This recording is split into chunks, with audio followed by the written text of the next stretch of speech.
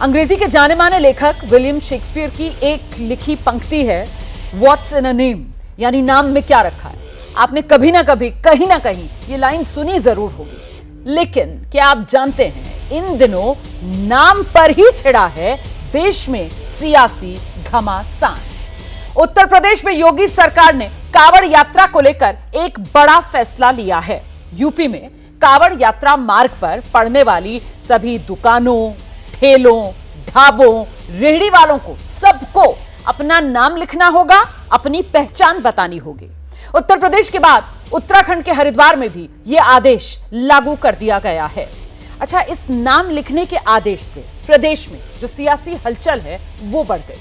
न सिर्फ विपक्षी दल योगी सरकार के फैसले के विरोध में मोर्चा खोले हुए हैं, बल्कि एनडीए में बीजेपी के अपने साथी, अपने सहयोगी दल भी इस फैसले के विरोध में आ गए हैं। जेडीयू, आरएलडी, एलजेपी जैसे सहयोगी खुलकर यूपी सरकार के फैसले के खिलाफ बोल रहे हैं। इस साल कांवड़ यात्रा 22 जुलाई से शुरू हो रही है, जो 19 अगस्त तक चलेगी। और ऐसे में अब सवाल है कि नाम बताने वाले इस फरमान से क्या कांवड़ की पवित्रता और प्रदेश की कानून व्यवस्था कायम की जा रही है, या समाज को धर्म के आधार पर बांटने की राजनीति को धार दी जा रही है। तो आज की बहस में इन्हीं सवालों को लेकर करेंगे चर्चा, लेकिन पहले इस मुद्दे पर सियासी वार पलटवार कैसे हो रहा है देखिए आप।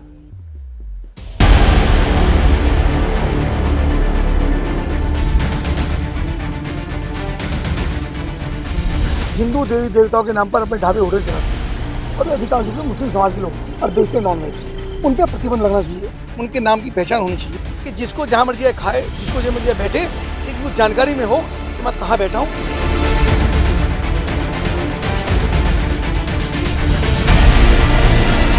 कि बीजेपी के पास जब कुछ नहीं होता है करने को तो वो नफरत और वैमनस्य से फैलाने लगती है, जो कि हिंदुओं के इकोनॉमिक बहिष्कार की बात अयोध्या में कर रहे थे जब अयोध्या हार गए थे। आपके खुद के घटक दल आरएलडी और जेडीयू कह रहा है कि ये बिल्कुल गलत और ऐसा नहीं होना चाहिए। हमारी नहीं तो अपने घटक दलों की ही सुन लीजिए।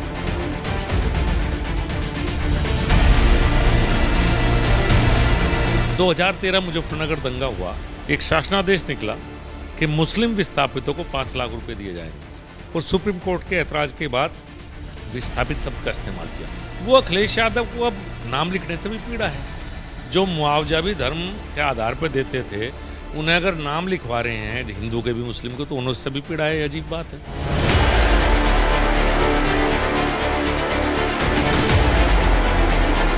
ये आदेश समाज को बांटने वाला है। इस प्रकार के आदेश कतई जारी नहीं करना चाहिए। ये गैर संवैधानिक बात होगी।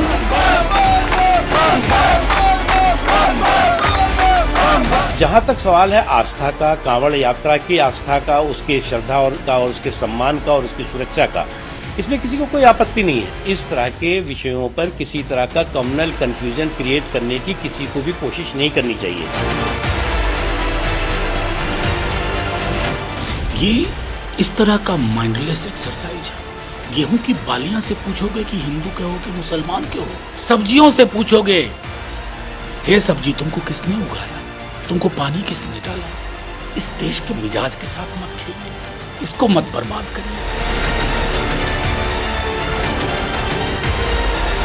इससे बड़ी कांवड़ यात्रा बिहार में निकली, वहाँ इस तरह का कोई आदेश नहीं। और फिर प्रधानमंत्री जी की जो व्याख्या है भारतीय समाज के बारे में, एनडीए के बारे में, सबका साथ, सबका विकास और सबका विश्वास, ये लगाए गए प्रतिबंध इस नियम के विरुद्ध पर पुनर्विचार हो तो अच्छा है।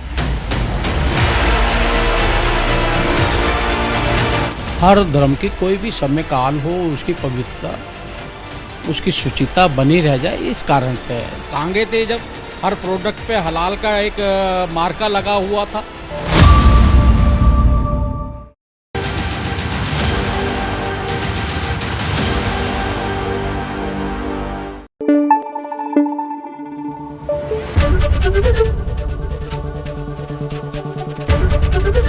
एबीपी न्यूज आपको रखे आगे।